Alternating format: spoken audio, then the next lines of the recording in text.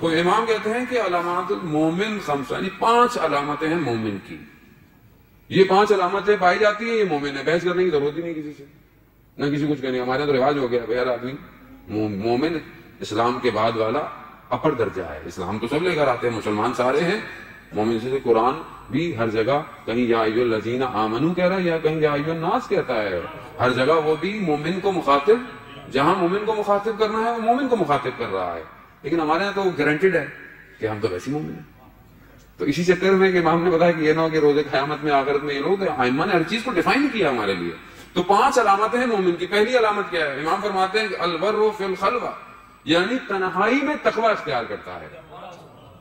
اتنا پہلے بھی میں اس پہ گفتگو کر چکا ہوں، بہت زیادہ طولانی نہیں کروں گا اس پر. امام جعفر صادق علیہ السلام کے بعد اللہ صلی اللہ علیہ محمد وآل محمد. کچھ شخص آیا امام کے پاس، گناہ کرتا تھا، نہیں کنٹرول قابو نہیں کر پاتا تھا. وہ کہتا امام کی خدمت میں آیا. امام نے کہا اچھا یہ بتاؤ، اگر کوئی چھوٹا بچہ تمہیں دیکھ رہا ہو گناہ کرو گے؟ کہہ رہا نہیں.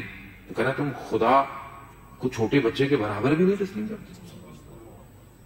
یعنی خلوت میں انسان، تنہائی میں، کوئی نہیں دیکھ رہا، تقوی اختیار کرتا ہے نہیں کرتا. اور آمنے سامنے تو ہم ایک دوسرے کے سارے مسلمان ہیں، پکے مسلمان ہیں، تسبیح پہ آدمی لے کے گھومتے رہتے ہیں.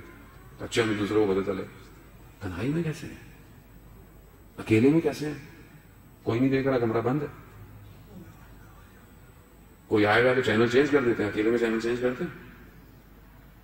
عزیزان محترم، امام پہلی نشانی یہ کہہ رہے ہیں، ہمارے مومن کی پہلی نشانی یہ ہے کہ وہ اپنی خلوت میں باتقوا ہے.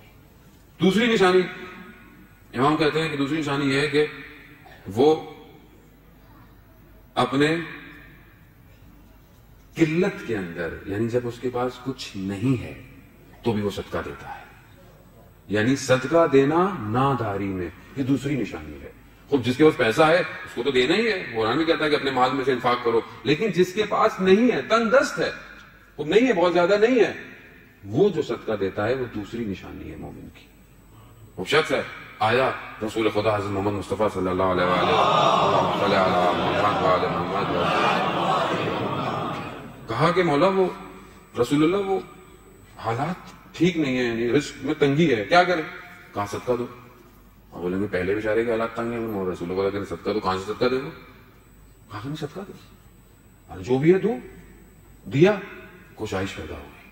عزیزان محترم، یہ رسول خدا کی حدیث ہے کہ اپنے تم رزق میں چاہتے ہو کہ اس میں کوشش ہو، صدقہ دو. ہم صدقہ دیں، عادت ڈالیں، روز 1 درہم 2 درہم بے شک ڈبہ بنا لیں، صبح نکلتے وقت ڈال دیا کریں. وہ مل جائے دے دیا کریں، نہیں ہو جمع ہو کے دے دیا کریں. دینے کی